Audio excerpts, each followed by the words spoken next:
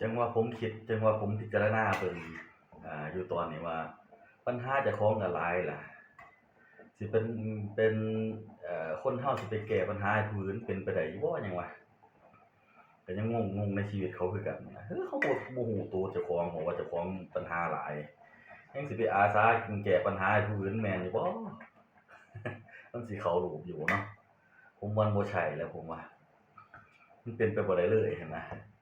แก้ปัญหาชีวิตเจ้าของทำได้ก่อนเป็นหยังจังสิไปแก้ปัญหาผู้อื่นบางคนก็อยากแสดงขนาดได้ล่ะไปเพื่ออีหยังจังเทื่อเขาแนมบ่เบิ่งเขาแนมบ่เห็นเจ้าของผมว่า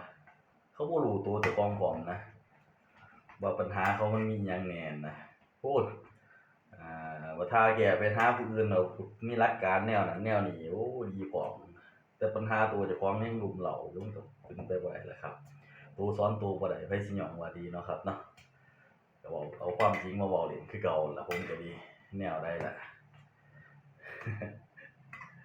มันก็เป็นเรื่องปกติสุขของคนเฮานะครับกำไรชีวิตมันต้องมีความสุขตั่วครับมันบ่ได้อยากมีปัญหาทุกคนหรอกครับสิบอกให้ปัญหาต้องสู้กับมันเผชิญหน้ากับมันครับมีปัญหามันแฮ่งรุมเร้าเฮาแหละเนาะมันก็วนกลับมาหาเฮาคือเก่าหั่นล่ะมันบ่หนีไปไสดอกปัญหาเดิมๆเก่าๆเนาะสิ่งที่เจ้าบ่แก้นั่นล่ะ